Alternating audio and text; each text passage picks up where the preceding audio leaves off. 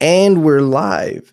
Welcome back to the iFilmmaker podcast. My name is Ariel Martinez. Today we have a great episode for you guys. We're going to talk about universities and all that stuff. My man Joshua Martin is on the podcast. What's up, dude? Hey, man. How you doing, bro? Good. You're all the way in Notre Dame. Yep. South Bend, Indiana. Nice. Before we get started with our episode, I definitely want to make sure that our audience knows that we are live on the YouTube. Live on YouTube. For those of you that are subscribed, you probably got that notification. For those of you that are not, you did not get a notification. Make sure you get subscribed, get notified every time we go live, because we're freelancers full-time and it could be very sporadic. So that's what I always say. Make sure you get subscribed. All of our previous episodes are up on over at iFilmmaker.tv. My latest one is everything I hate about the GH5. So make sure you guys go check that out, and all of that stuff, including this episode, is going to live on iFilmmaker.tv. Check that out. So Joshua Martin, what's up, man? A lot has happened in the last 4 or 5 months. A lot has happened. Tell me about it. Yeah, I guess so. Got a new job. I work for the University of Notre Dame now. I was down there with you in Miami for a bit. Aren't they direct? They are rivals of UM. Yeah, they had back. I think it was back in the early 2000s. They call it like converts versus Catholics. I think that was the whole game. Yeah, man, that was the thing back when UM was like the real deal. The real deal. Real deal. Yeah. And now you work for the rivals. How do your old coworkers feel about that? I mean, they pretty chill about it. I only have a few people who are like, "Oh, you betrayed us." I'm like, "Hey, man, gotta go where the money is sometimes." How did you? By the way, before we continue, congratulations on the baby. Thank you. On the baby, you're having a baby. That's the biggest news this year. The biggest news, dude. That's awesome. I'm super happy for you and your wife. That's amazing, man. Yeah. God bless you. God bless your family, man. Appreciate you.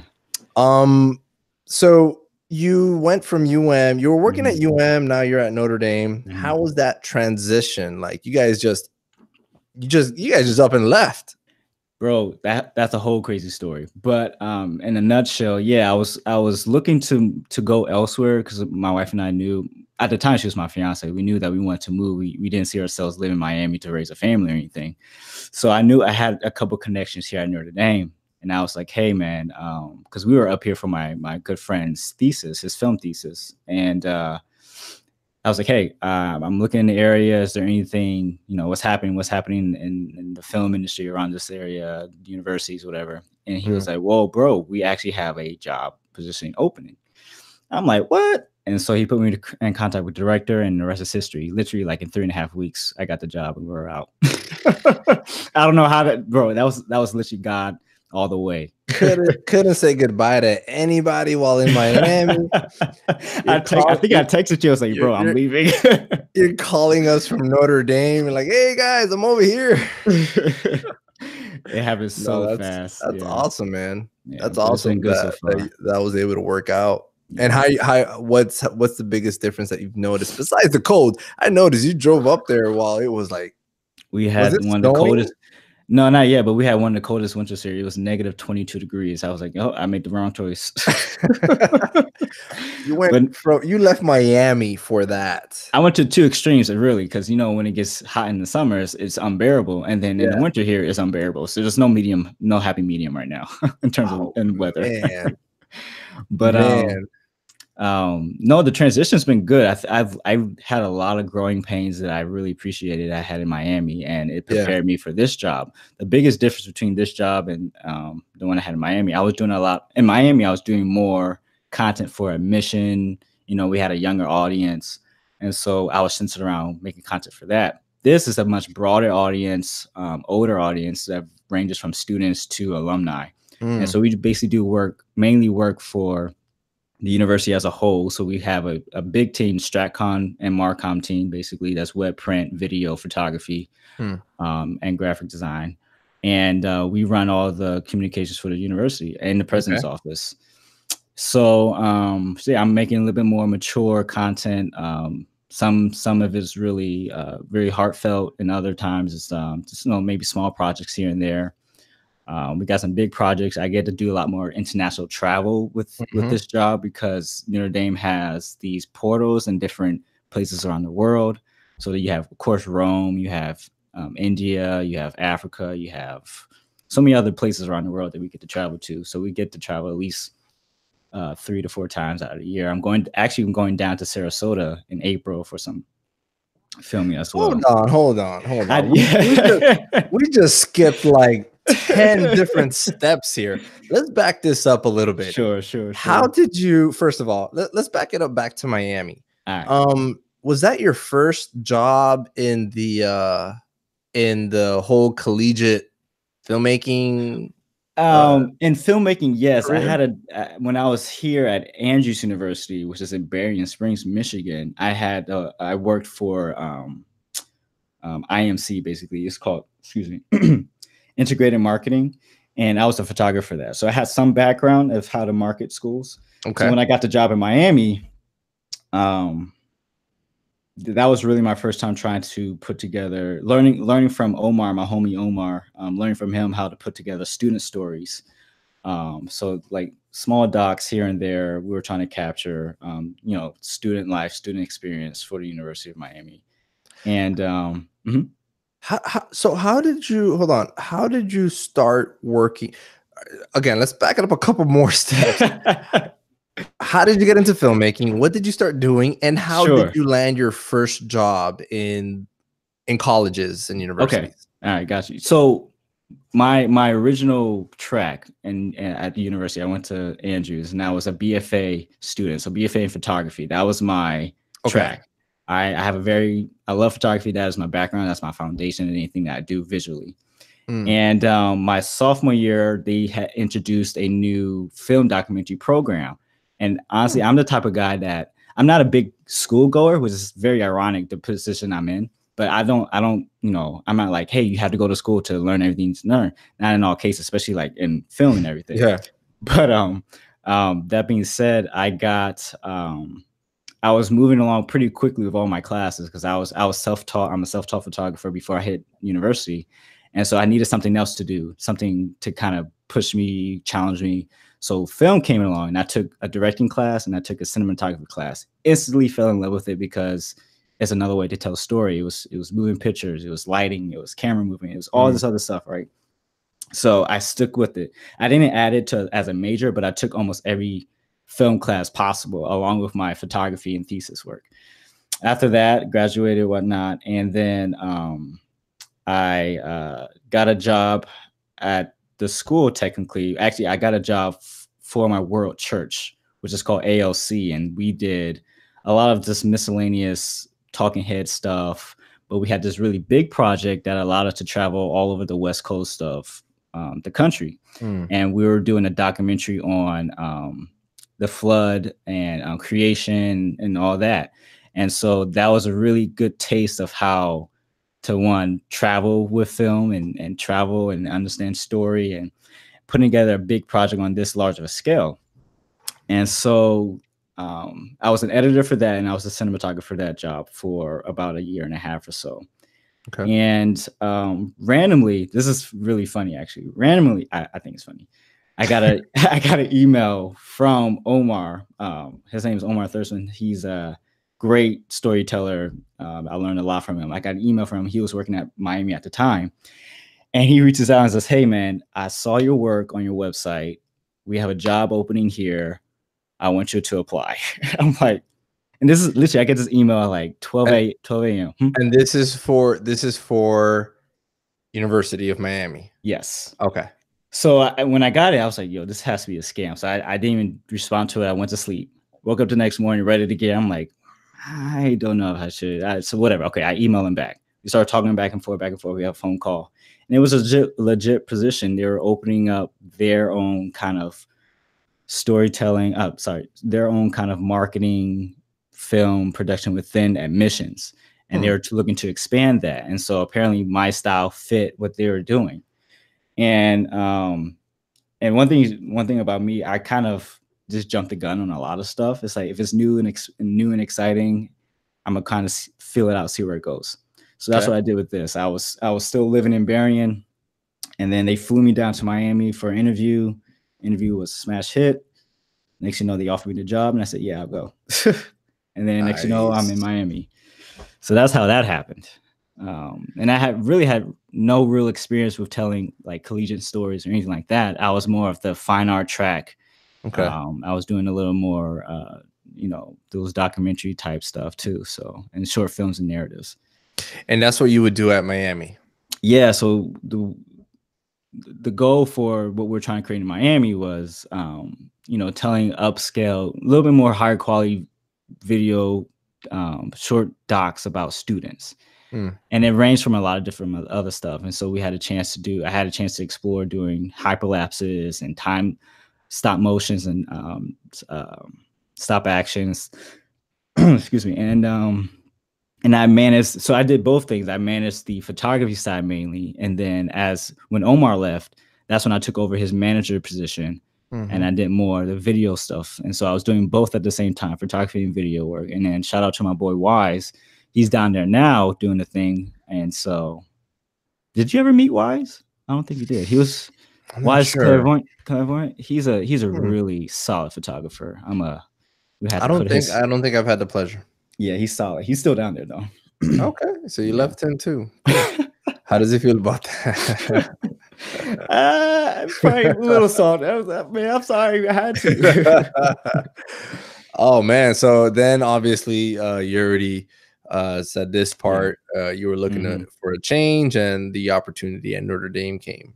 Yeah, and I was looking at this stuff for a while too. Before we started, you were saying something that really grabbed my attention. Before I told you to hang on to that until we started the episode. Yeah. You're saying that you were going to travel now. Yeah. To where? Africa, East Africa. East Africa. So what's going on there? A very interesting project. So okay. Like I was mentioning, we get opportunities to travel, and I was actually very surprised how early this kind of fell into my lap, where I'm only been there for about 4-ish months now.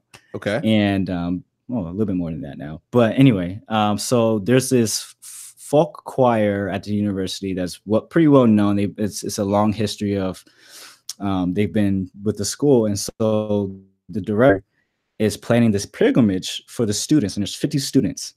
Okay. And they're going out to East Africa, Uganda, Tanzania, and Kenya for 3 weeks in the summer. So right after graduation, we'll be hopping on the plane and flying out there.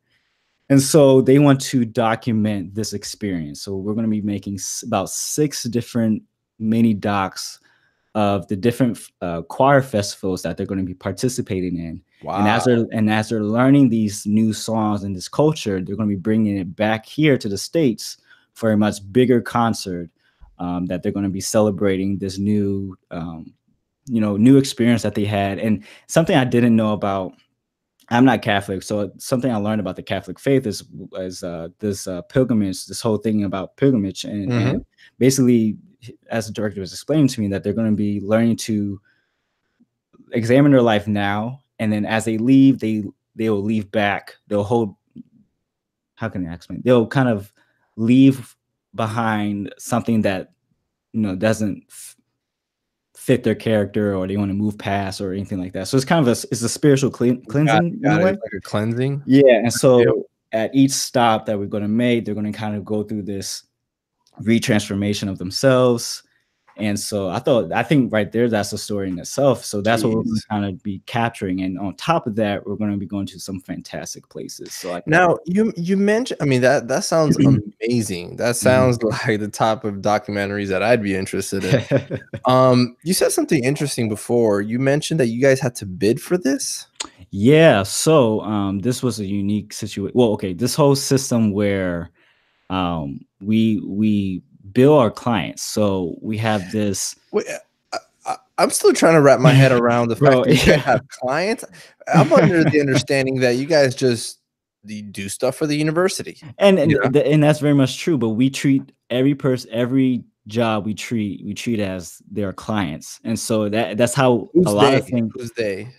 It could be departments, it could be the president's office, it could be any department on the university campus Of the that comes. university. Yeah, yeah, Oh, yeah, okay. yeah. So I didn't So, make that I distinction. mean, Yeah. who's your competition? So in this case, the director had an outside source that they've been working with, Oh, I see, and I so see. they're really trying to figure out to nail the budget. Every department in the school has their own budget, of Yes, course, right? Okay, yes, and then you yeah. okay, I see. Yeah, yeah. But this was a little bit different for me. I never had this in Miami. That's was something we were trying to move towards, but we just kind of just did jobs as they came, and we would create jobs. Damn. So Yeah. I think I'm taking the jobs away from the FIU film department because I've been doing a bunch of jobs for FIU. Well, I mean, Uh, that's not on you. That's on them, really. They're not yeah, stepping up. yeah, I've seen the work that FIU does. Mm, I mean, they're putting out content. Most of the stuff on their social media is really mostly photos, and they're pretty good photos. I just don't see that much video. I don't know if they have the department or if they're lacking personnel. Because I mean, whatever. I don't want to get into that whole thing, but I just know that it's basically lack of personnel or whatnot. But that's what they're happy with what I'm doing, and I'm not gonna complain. no. But anyways. That's very interesting, man, that Yeah. universities work that way. I wonder if how many of them do that, you know? I'm assuming, well, I shouldn't assume, but in this case, if I was to compare, like Notre Dame, you should think about how if you look at these bigger budget schools that have like produced really great films and they do it internally, then that's how you can kind of tell what Yeah, has the budget, man. what that. So think about Michigan State, think about maybe Florida State as well, like Colorado State. Is it Colorado State? University of Colorado. One of those two. My man John Snelson killed the video department there, man. That guy. I had him on the show early in when the podcast was first getting started. I had him on the show and he was talking about all that stuff, and he just made that football team look like a freaking IMAX movie. I think it was amazing. So get this too. So our team is within a bigger team, which is ND Studios. ND Studios, where my office is, houses Grotto Network, which is the campus ministry network. Okay. FIM, which is Fighting Irish Media. That's the entire sports media team. They handle basketball, anything sports related. They handle that. Oh wow. And then there is. Do you guys ever use people from different departments? Will they ever pick you up to go do a football game or something? Sometimes, yeah. If you want to go shoot a game, you make connections. I haven't shot a game yet. I've been trying to just adjust here, so I calculate my time, here and there, and plus running a production company as well. But anyway, and you get paid extra for that, or is it part of a salary? I cannot say. I cannot say. You'll tell me later when the mic. No, man, that's super interesting that they work like a whole business within this small ecosystem of the university. And it's pretty brilliant because then you have these funds circulating, and then the more projects you do, the more budget you get, and then it kind of just builds from there. And every year, every so often we have these meetings where we kind of look at the budget, how we're performing. So literally every hour counts because every hour is billed. And so that kind of keeps everybody accountable. If you're not, that's a real accurate way to kind of see who's pulling their weight. Got it. Yeah. That's interesting. Are there any other departments there that function in that way? Yeah. The print team does, the web team, photography. And just speaking of just from the visual and print standpoint, we all function like that. And then every department has a budget to kind of work with. Like, do you have the people taking accounting classes doing accounting for all the departments? Now, luckily, and here's the biggest thing too. So I was wearing a lot of hats in Miami. So I was the project manager, the visual artist, director, and luckily, I thank God for the team that I had down there. Shout out to y'all, miss y'all. And you left us. But I'm solely a cinematographer, editor, and director here, and I manage. That must be nice. Man, it takes a lot of pressure off because now I could just focus on those 3 things. And so we have a project manager. We had 2 project managers, one for photography and one for video. And so that allows to free up scheduling. She'll just kind of tell me, hey, this is what's happening. This is what you need to prepare for. And we kind of look at everything in the beginning of the week and kind of move from there. So that's been really helpful. That's awesome, man. Yeah. Awesome. Super happy for you. Congrats on that. Yeah, man. Dude, you've been putting out some great stuff, man. You've been putting out some great stuff. Aside from your pregnancy announcement video, which, by the way, now my girlfriend is talking about possibly doing that in the future, obviously after we're married and stuff. But I'm like, I'm not gonna bite the guy's thing. Like, the guy already did that. I'm not gonna do that. But that was fantastic stuff. I loved it. I enjoyed it a lot. Talk to me about the gear that you were using at UM, now what you're using at at Notre Dame. Has that changed? What's up with that? Sure. So we did. I love the FS5. The FS series I think is a solid series, honestly. So I've been using both the FS7, FS5. Down in Miami, we used the FS5. We had 2 of them. We got the Mark II the year before I left. But I thought that was a great little camera, produced some beautiful images, very versatile. And we had that with a Zine 35, and then of course the Canon stuff, so the 7200 and 1635. How'd you like the Zine? I think I would like to start looking into cinema glass. Get some APOs from SLR Magic. That's not even APOs. Okay. Not even a plug, but those are some lenses I've been looking at for a long time. And the reason why they're special, and for their price point, so APO, I forget the actual term. Somebody can look it up. But basically, there's a special alignment where the glass and the lens is aligned, and this allows less artifacts, less chromatic aberration. So you'll tend to find these in like Zine glass and Zeiss glass and your higher competition, right? But these APOs are priced at like maybe less than $3,000. And now they brought out their full set. So you get an 18, you get a 24, I think, a 32, a 50, and 85. I made a video on it when I was there in the NAB last year. Okay. But those are one of the lenses I'm looking to get moving forward. But the Zine itself, I thought it's a solid lens. Over time, it got the focus on the lens start to wear. I don't know if something got in it, but really? after a while, you start to hear it's the worst sound in the world. Though it was like, oh my gosh! and we used it a lot. Is this the lens that you're telling me to get? No, that's an SLR Magic. Oh, okay. Their build quality for their lens is solid. This one was, I think, just over time since we used it a ton, it just started to wear, and it was so noticeable. Oh, it wasn't on the focus. It was on the T-stop ring. The T-stop ring started to get this very cringy sound. It was just so disgusting. It sounded like it needed to get oiled or something. I don't know. What company is that? Rokinon. Huh.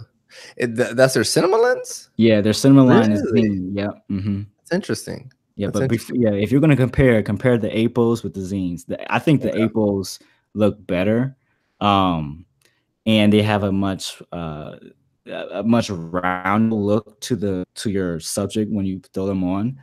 If you look up The Resident, John Brawley, he shoots on the APOs. He's a director from Australia, and he shoots on the APOs. Nice. Yeah. I want to give a quick shout out to everybody that's joining us live here on the iFilmmaker YouTube channel. Cody Wales, Twisted Art Productions. Anthony Keene has a question. Which colleges have you seen that produce great content regularly? I would say well, what kind of content? Is it sports or just like as a whole? I mean, I'm I haven't seen all as a whole. Mm. In the very small amount of college content, video content that I've seen, and again, take this with a grain of salt because I've seen very little. I mentioned before, Colorado State or University of Colorado, one of those two. I always get those two confused. The one with the Rams, the one that is it I'm sorry, no, the opposite, not the Rams, the opposite, not the Rams. What's the opposite of a ram? No, the not the Ram mascot, the opposite one. Man, I keep forgetting him. I'm sorry. John Snelson's gonna kill me. Mm-hmm. That school produces some fantastic films. As I said, the films that he has produced for that school have been like IMAX movie type deal quality, because it's ridiculous. Like, those things are amazing, just well edited, really, really well done.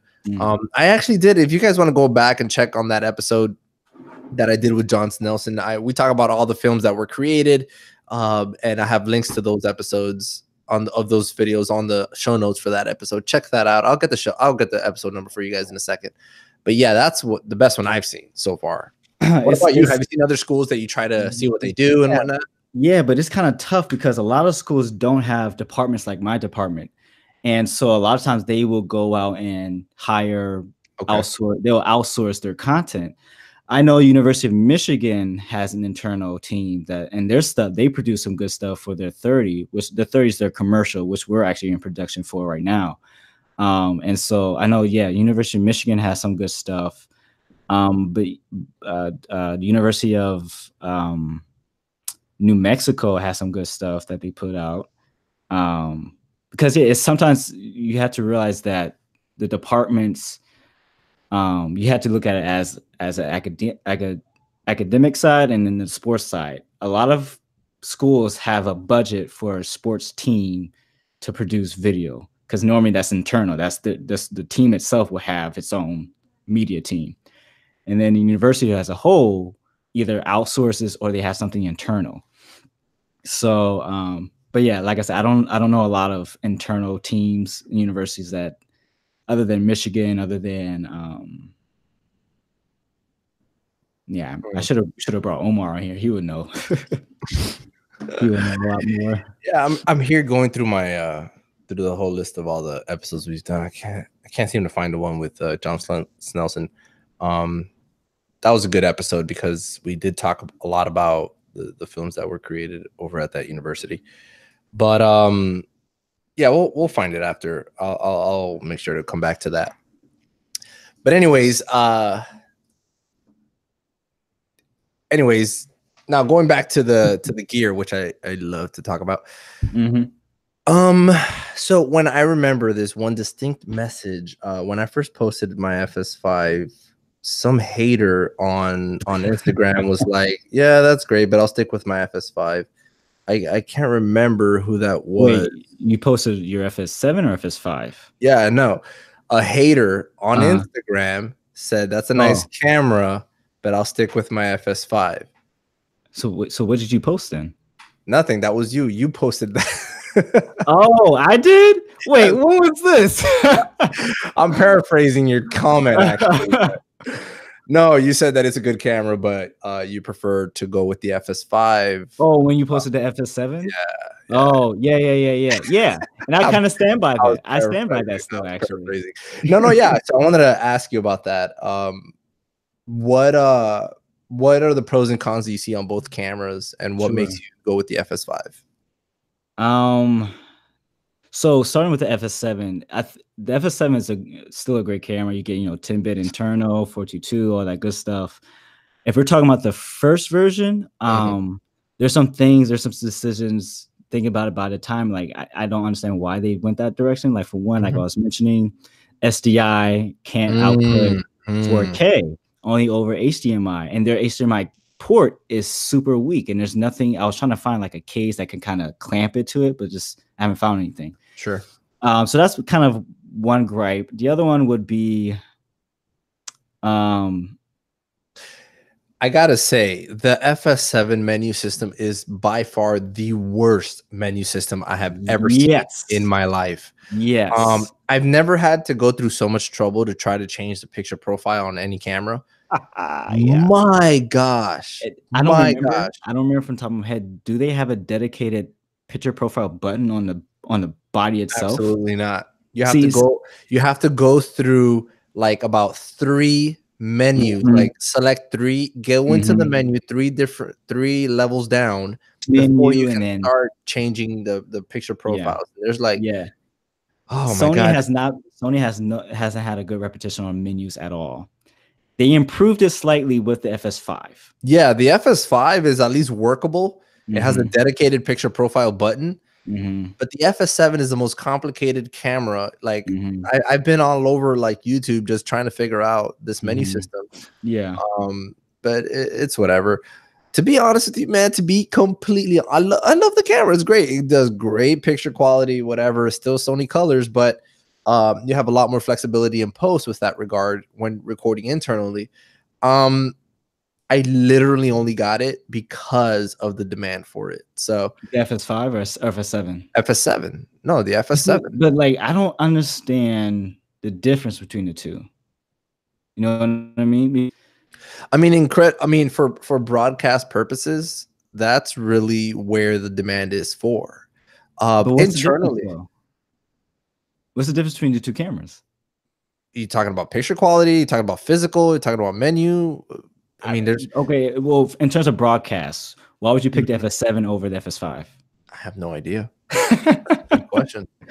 I mean, I honestly don't know too much about broadcast, like actual broadcast. I don't know too much about that. But it's a heavier camera. I understand that you get a little bit more stable image, you know, if you throw it on your shoulder or something.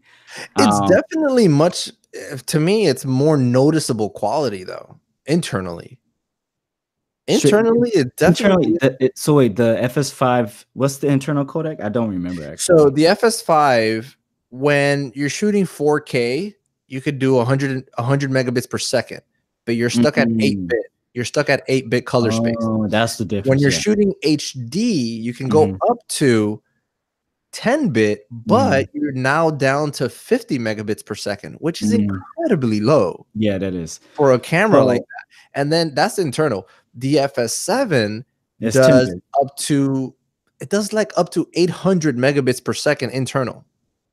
800. Yeah, I didn't realize, because the reason why I didn't realize that, I've always shot with FS5 and a Shogun. So allowed, so I didn't, so in my mind I was like, oh, what's the difference? No, so internally the FS5 is crap. It's crap. Makes sense. It's crap. Doesn't mean you can't do good work with it. Yeah, doesn't mean that at all. I'm comparing it to other cameras. I don't want people to start attacking me. It's like, I can't believe you're going after the FS5. Then you could do fantastic work with it. But when compared to an FS7, first of all, internally it's crap. Yes. I would agree. Even compared to the GH5, it's crap. The GH5 shoots significantly, like better, it's not even a contest. It's not even a contest. It shoots significantly better internally. And then the FS7, it does way better. It does way better. Yeah. Spec-wise, the FS7 shoots better than internally than the GH5. Spec-wise, like on paper. Yeah. Personally, I kind of think the GH5 is better even than the FS7. It's actually quite easy to match too. Yeah. So yeah, no, the FS7 and the FS5, I personally think the GH5 is better, but that guys, take this with a grain of salt. I haven't done any scientific tests on this. I'm going based on my own personal experience. So yeah, it is what it is. So I want to talk about what we both got excited about when we both mentioned it. You know what I'm talking about, right? Oh yes. Come on. Blackmagic Ursa 4.6K Pro G2. Man, those names get longer and longer. I don't care. Yeah. So let's rewind this real quick. Let's rewind this. What has kept me away, and I've considered the Blackmagic Ursa Mini for a long time now, but every single time I go and look at the camera once again, the same thing always deters me. I love the raw. I love the frame rates. I love the ergonomics. I love the menu system. Everything about it is just, there's nothing to hate except the ISO. The ISO has killed me every single time. So the first one that came out, it wasn't 4.6K, it was just 4K. The first Ursa Mini, I believe it topped out at 800 ISO. 800. I could be wrong. I think it may have been a little bit more, but from what I remember, it was 800. I could also be thinking about the pocket, not the pocket cinema camera, the other one. That was at 1600, wasn't it? The 4K cinema camera. Yeah. The first 4K cinema camera. Yeah. No, that was 800. Okay. And it just deterred me horribly. So that native ISO, you weren't for it. Oh, heck no, because it's a production camera, and I get it. It's meant to be in a controlled environment 100%. I get that. So then the next one came out, the 4.6K and the 4.6K, even the Pro. Yeah. They went up to 1600. So I'm like, okay, all right, good, better frame rates. Still 1600 is not enough for me to get it. You know, I know how I shoot. I know myself, not myself. Like, I know the conditions oftentimes that I need to be in. Still, I'm not biting that one. Now we have the G2, the 4.6K Pro G2. Better frame rates, better low light. You know, even though it's still it's 3200 now. It's still kind of low compared to my other cameras, but maybe that's something I can start working with now. You know, is it dual ISO? I believe it is. Yeah, I believe it's dual ISO now. So is it 800 and then 32? Probably. Yeah, I'm not sure. So. No, I think it tops out at 3200 ISO. Oh, it tops out at 3200. Yes, and that's what I've been mentioning, all where it tops out at. But I could be mistaken. Let's fact check that real quick. I am here on the B&H website here. So it says 3200. I still cannot believe that it's $6,000. Well, yeah, that's just the body though. The kit I built is going to be about $10,000. What do you mean the kit you build? What are you going to put? Yeah, because I mean, I want to have, so the body itself is 6,000, right? Then I do want that viewfinder on it, so that's another $1,500 right there. Damn. And then you get they don't come with the handle, which I don't understand. It doesn't come with the handle. It doesn't come with the handle. No, bro, it's only the body. That's why I was like, what? And that's another $350, I think. Oh, wait a minute. Wait. Bro, did you build this out? Because I have my cart right here. If we can go over it. I'm on B&H right now. In the picture, I see a handle. Looking what comes in the box. You remember they had that option on B&H? Does it? Let's get to the bottom of this right now. Because when I look, it doesn't have the handle. What's in the box? Let me see. General features. Let me see. Prove me wrong. Please prove me wrong. From what I understand, they cannot advertise it and show pictures of the handle if it doesn't come with the handle. Because it's in. Usually they make those parts transparent. If it's not included, it's transparent. You know what I mean? Yes, I know what you mean. And that's what some of the other pictures show. But this picture here shows a freaking handle. Let me see. Maybe in the Q&A section here. Anybody watching online, wait, you're looking at the G2, chime right? in. Okay, in the box, it says. Let's see. It just says lens mount camera. It doesn't say anything about. Oh, here is Q&A. Is the handheld grip included?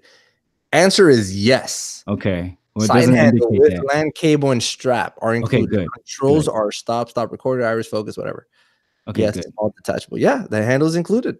Okay, yes, I see it now. For 6 Gs. It better be included. It better be included. Come on. I had to give you a heart attack. Don't scare me like that. Now that I'm looking at this all over again, that screen looks significantly small. It's the same screen from the previous one. I'm looking at the wrong freaking camera. Yeah, because you got to No, look this at is the G2. it's G2. No, this is. I'm looking at the G2. The screen itself The screen looks really small. is Huh. interface. Where's the screen at? I don't see this. Oh, it's a 4-inch screen. Huh. Dude, 120 frames per second at 4.6K raw. And you have the raw capability, bro. That is crazy. That's insane. The menu system is beautiful, by the way. I've always liked the menu system. And it's always been nice. And now I can't wait to see, has anybody released the Blackmagic Raw footage yet? Yeah, it's on there. A lot of people are using the 12:1 compression. They've been trying out the lower compressions for Raw. And they removed the Cinema DNG, right? Yeah, that's gone now. Oh my god. That is another thing. Originally, I was gonna go and sell my GH5 to get the Pocket, the BIMC 4K. I was gonna sell the GH5. Why would you do that? I mean, because that's what I could do right now, right? That's what I was going to do. But the fact that the waiting time on the BIMC 4K was still way out of the way. A lot of people are still waiting for the camera. So I was like, okay, it's not worth it. That's not me worth putting myself on pause, waiting for this camera, who knows long, right? And when they announced this, I'm like, okay, it's time for me to just save up the money and go for a production camera that can, one, last longer. I could utilize the raw and, bigger budgets, bigger projects, moving on from there, especially doc work. So yeah, I'm just hold on to my GH5 as long as I can. Yeah. So what is it that you plan on doing? Like doc work, like documentary work? That's what your career is heading to? Yeah. So aside from, my production company is kind of a mixed bag of things. We're rebranding ourselves right now, and currently pulling together types of music. So I'm looking to do some music video creation with folk artists, indie artists around the area. Nice. And so that's going to be one aspect of the business that I'm going to push. It's not going to be your typical, rap video unless it's something meaningful to me. But I want to tell meaningful stories that relate to me, that can relate to others as well. So creating films that will make an impact first with me, so I know that I'm telling a true and real story, and then eventually start entering more into film festivals. Funny story, I actually won a film festival. I won an award from a film festival that I actually didn't know I was in. How'd that happen? So I did this film a few years back, and a professor of mine entered it, and he didn't tell me until after the fact. He said, "Hey, I got 2 awards for you." I'm like, "What?" That's so funny. But speaking of film festivals, just a quick announcement: La Gran Madre, a documentary I've been working on for 3 years. I was just a shooter there. What's it called? The directors from New York, but the subject is here in Miami.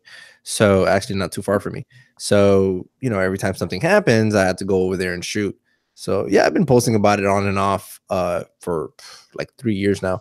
They finally showed it. They recently just showed it at the Miami Film Festival. So it's yeah, man, it was fantastic.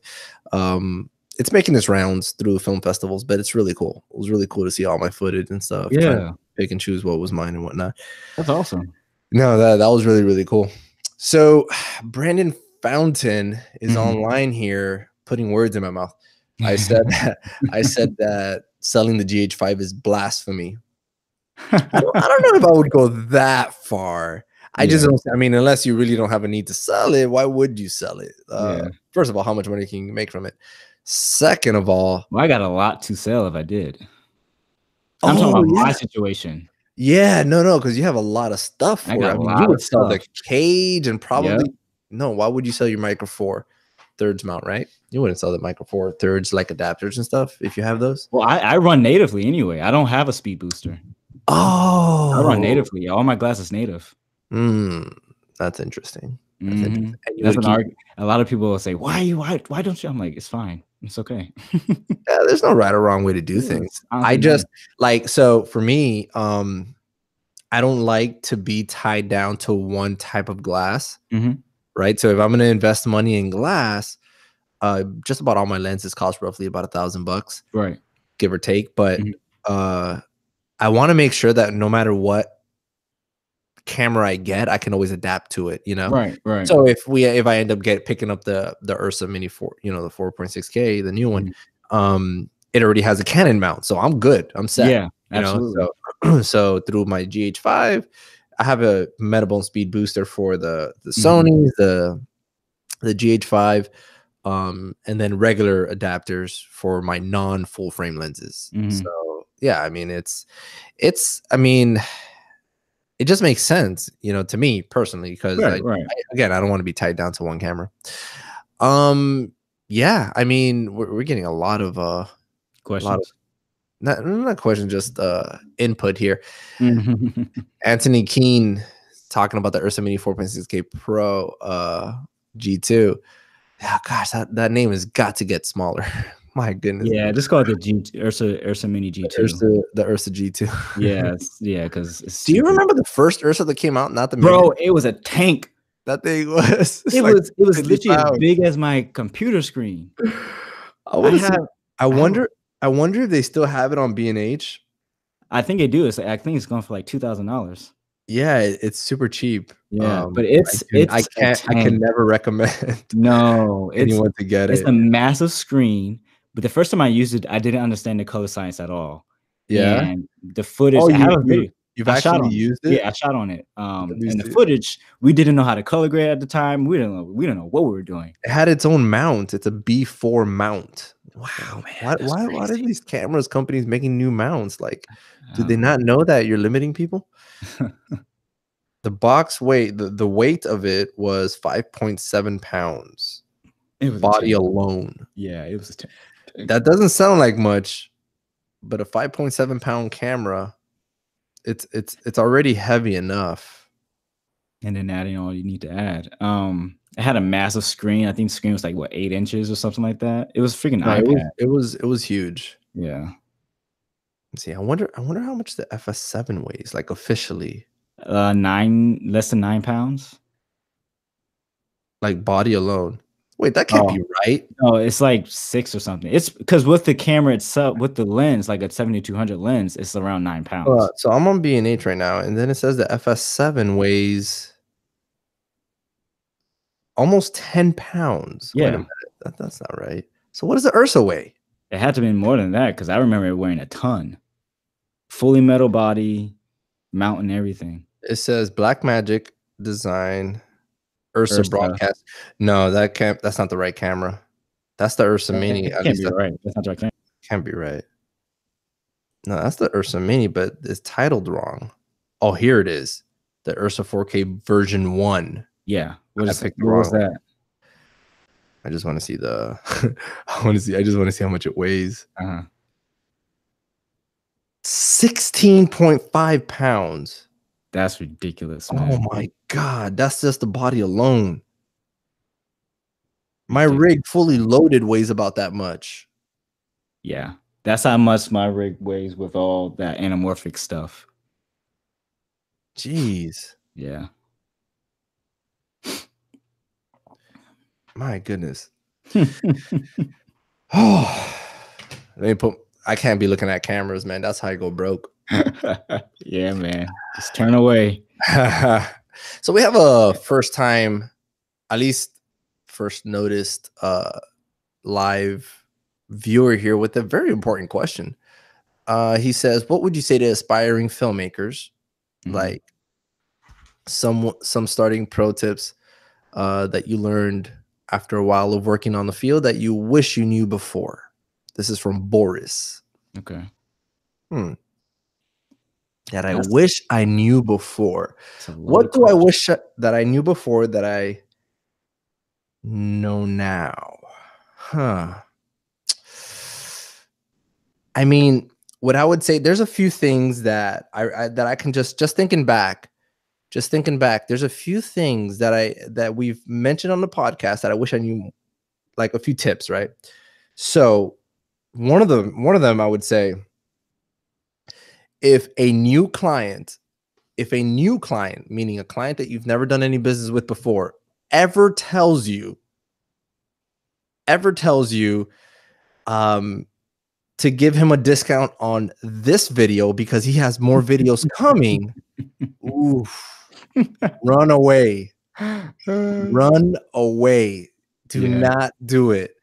That is, I'm sorry, BS. That is not the case. So if a good response to that would be, we can definitely, like, so what, the way I handle stuff like that, like when a client tells me, I have a lot of work for you, if you can give me a deal on the videos, not a problem, sure, do less work. So what I always demand, and they pretty much never go for this because they're full of crap. What I always say is, not a problem. We can make a package deal, right? Like, obviously, I don't mind charging a lot less for a lot more work, right? So if we're getting volume, then yeah, I don't mind bringing my price down because you're still going to get paid a lot. So anyways, what I always ask them is to pick a certain amount of videos. Like if they say if you want to pay up front for 10 videos, that's totally fine. I would ask upfront payment of 50% for those 10 videos. They almost never want to pay that. So because they're full of crap. They don't know what they have. They don't know if they're actually going to have that work for you. So make them pay 50% upfront for X amount of videos. So if they say we want to get like 15 videos or 10 or 5 or 6, whatever, make them pay 50% for the rough estimate of what you think those videos would cost, not the final price, the rough estimate, and make sure that you know exactly what they're looking for. Make sure that it's not going to require more work than what you think you're going to have to charge, or for the amount of time you're going to spend. But I think that would have saved me a lot of headaches for me, though. Yeah. Nice. And by the way, the clients that always ask for a discount because they're going to do more videos and whatnot always end up being the most complicated ones. Always. And yeah, it's yeah. That's a headache. Anything that you can think of, or that you wish you knew before? Wait, what was the question exactly again? So put it this way, what would you tell yourself when you started? Knowing what you know now, what would you tell yourself? Like, what would you tell yourself when you first started, like, your business and making videos? I would tell myself, make work that you see yourself making 10 years from now, starting now. Because looking back on, like, I started to do that, but then I kind of got lazy. I got caught up some other stuff. If you're passionate about creating films or documentaries or working with clients, it's never too young to start. You can always, if you don't even have the gear, you can always find, if you're resourceful, you can always go out and, make something happen. But I would definitely tell myself just to start making that work now, because you never know what opportunity is going to come your way, and you don't know if you're going to be prepared or not. So building a strong portfolio, and if it sucks, it's going to suck, but you're not going to stay there. You got to move on. So you got to make the stuff to learn how to do better moving forward. So definitely say that. One thing I tell people, if you're not passionate about this stuff, if you're passionate about this, you'd be doing it right now. You'd be You'd be learning. You'd be on YouTube learning every single aspect of it. If you're not, it'll be second nature. Yeah, it will be, because you just love it so much. It's so much fun. And if you're not doing that, then just quit. Honestly, don't waste your time. Yeah, really, do not waste don't your invest time. in it. You can do it as a hobby. Just be real with yourself, because it's a lifelong investment. Like it doesn't go away.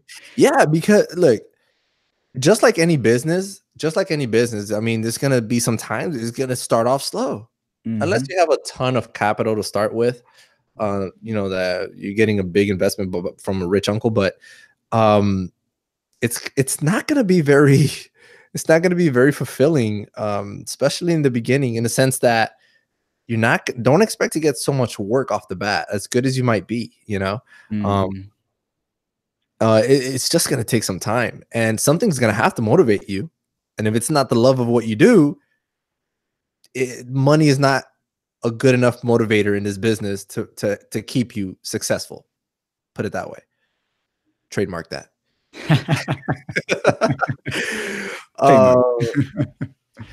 Let's see. Brandon Fountain saying, adding to what Josh said, make sure whatever equipment you buy will definitely allow you to make that money back and learn that equipment from top to bottom. Skill before equipment. Yes, that's good. Yeah, that's good. When buying new equipment, always assess what you need at the time that you get it. So, man, I'm like 5 cameras in, and I'm already still thinking about my next one. However, I'm also thinking like maybe I should improve my lighting package first. I'm still working on these Amaran LED lights, which are great lights. They're good, but I kind of noticed that I definitely need more flexibility when it comes to changing color temperature. They're all single colored. They're not bicolor. So I think I'm going to go ahead and up that part of my equipment. So I'm actually in the market of getting better lighting, definitely before I get another camera. But yeah, that's always something that I think I need to improve. And just like you guys, so I get these questions all the time when somebody asks me what camera should they get next, and I ask them, well, what equipment do you have now? They have cameras, they have lenses. Even if it's a Canon T3i, even if it's a Canon SL1, whatever you have, they have no audio gear. And I'm like, of course you have to get that audio gear. Like, don't even spend any money on another camera. Get audio gear. Because look, you could put so much great work, right? And I recently watched this one video that was sent to me by one of our listeners, that he asked me to watch his film, and I watched his film, and it was great. Good visuals, great camera work, camera angles, and I gave him a few pointers. The first thing I noticed is that the audio was coming straight out of the camera on the interview. Like, it was straight, like I could tell he was recording it from the internal mic of the camera. And man, that alone really took the level of production from maybe a 6 or 7 to like down to a 3 just on that alone, you know. Because man, audio is a huge thing. So make sure that you have your equipment gear, like your gear list, balanced when moving forward in gear, you know. Make sure that you have all those areas covered, and then move forward. Don't go buy yourself a Red and have like no shotgun microphone or something. And just to add to, like, because there's literally just so many cameras on the market. So if you are, you know, looking to build your own filmmaking kit, it can be overwhelming to see what's out there. And like, what camera do I get? People say this is much. And wait, I just want to say this: not stay away, but just kind of be wary of people who say cinematic this, cinematic that. It is the most annoying word since 2018. My phone is cinematic. Oh my gosh. What you're talking about? Look, cinematic to me, and I'm sure to you, Ariel, refers to how you tell a story and how you use light. It's so many different components to it. Not one piece of gear is going to make instant cinematic, not even a LUT that you put on. That's a whole nother story there too. Anyway, I just want to say that, yeah, there's a lot of cameras out there. And at this point, I'm just like, pick one that you see yourself using, and that now it's down to just what you like, really, because most mirrorless cameras now shoot 10-bit. You just got to just see what system you want to kind of invest in, or if you want to have one system that you can kind of change out, like the GH5 and stuff. Like, you just kind of just look at those practical things if you want to think about it, but just don't go off of, you know, somebody tells you this is more cinematic than the other. Cinema is skill. It's not necessarily the gear at all times. Now, if we're talking about Airy, that's a whole nother story. Oh man. Brandon Fountain, Anthony Keene is writing Canon Rebel Gang. Yeah, he's putting a bunch of hashtags. Brandon Fountain is saying, "Oh man, DSLR video. I don't know what video he's talking about. He put out a video on great alternative audio gear that's cheaper than Rode. Yeah, he's referring to Caleb Pike's video. You seen that video? Yeah, I seen it. I mean, I have no comment on that. See, and it's all, and yeah, you're in this world of just so many opinions, but it's all depending on what you're trying to do. Yeah. If you're in broadcast, if you're in something like what you're doing and what I'm doing, you're not going to use anything less than a Rode NTG or lapel. You're not going to use a dinky. I think that he has a completely different approach than we do, though. Yeah. But yeah, I'm not gonna say anything about my man Caleb. I love Caleb. Yeah, nothing on him either. I gotta get him on the show again, and we gotta talk about that. I think I might see him at NAB. Speaking of which, you're not going this year, man. Yeah, I know. I wonder if anybody listening here, is going to NAB. Would love to see you guys. Anthony Key said that I want the Rode sponsorship. Listen, I have nothing bad to say about Rode. I can't say anything bad. I love their products. No, they've been great. No, yeah, I mean they've been great. I'm simply of the opinion that I don't think. I mean, take the names off of all the products. I mean, obviously, look at the price, look at the quality, and if it works for you, it works. That's my own opinion, but that's all I'm going to say about that. Yeah, man, I'm looking forward to NAB. Yeah, NAB. If anybody out there is listening, we're going to NAB. We, as in iFilmmaker. Yeah, Josh ain't going. It's not going. Dang it. You were there last year, and we didn't even get to see each other. Yeah, I don't think did we know each other? Did we? Of course, we've known each other for over a year, man. But that was in April, right? Yeah. Did you go last year, or was it the year before? No, I went in 2018. Yeah, I feel like we got introduced to each other after that. I've known you longer for a year, Josh, than a year. Really? I feel like, okay, anyway, you probably right. My mind shot. But no, if you were there, then I would. Anyway, maybe we just never asked each other if we were going. Yeah, I don't know. You should have been a better friend. But yeah, you're going. So what do you expect? I'm super excited. Anybody going to NAB? Look out! I'll be there. Come say hi. I met several of you last year, which was awesome. I want to see more of you guys there. So if you're going to NAB, yeah, if you see me, come say hi. I had one person that just wrote me on Instagram after the fact. Like I said, I saw you, but I didn't want to interrupt. No, interrupt. Come say hi. Definitely want to meet you guys. So I'll be there walking around, getting acquainted with all the other companies and saying hi to other more friendly faces and whatnot. So I know my man Matt Johnson been on the show. He's gonna be there. I believe Caleb Pike's gonna be there. Peter Fowler is gonna be there. These are just people that I've had on the show, and we plan to meet. So maybe we'll do a meetup. Anybody listening, maybe we'll do that. So let me know. So man, this was a great episode. Yeah, I feel like I got more to say. I feel like I have more to say, but I think we got to just do this again. Oh no, we'll do a part 2. We'll get you back on here now that you know how to connect your microphone to the computer and not use the computer microphone like a noob. Yo, don't throw me under the bus like that. Come on, I'm supposed to be professional. Yeah, no, thanks for that. I didn't know. I didn't know. For those of you that didn't know, he was about to use the internal mic, and I'm like, how Yo, about we're I had to literally going walk, back and I had forth. to, I'm I like, had to bro, walk what are him you step by saying? step. I'm like, if I plug in my mic into the computer, you're gonna just use the mic on the computer. He said, no, bro, you're not. I'm like, what are you talking about? It's basically my same setup here.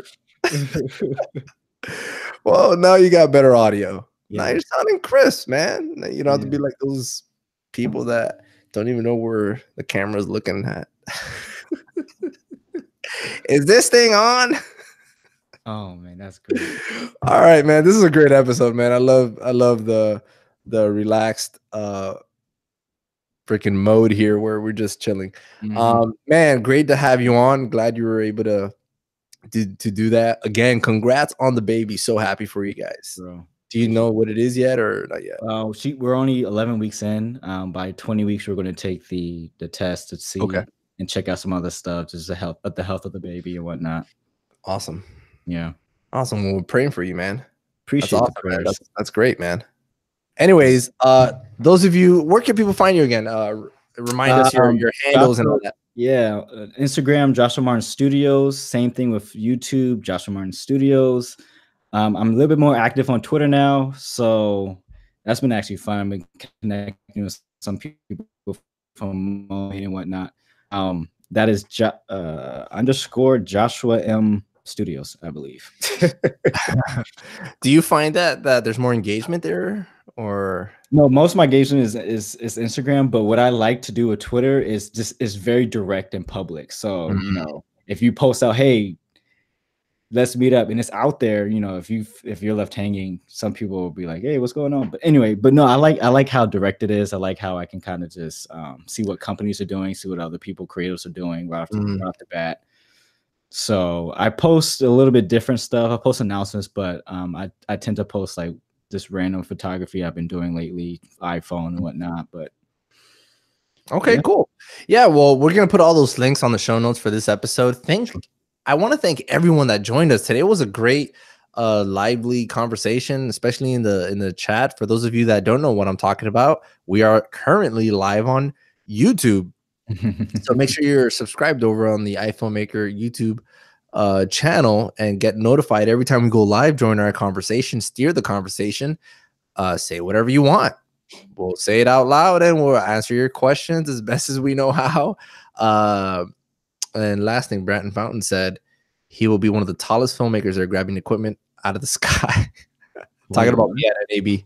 Oh, yeah. So yeah, I am 6'3", so you can't miss me. So yeah, looking forward to hopefully meeting you guys at NAB. Thank you guys for joining us live. And Josh. Yeah, man. Thanks for stopping by, and we'll definitely have you back very, very soon. I look forward to it. All right, brother. Later. Yeah, man. Bye.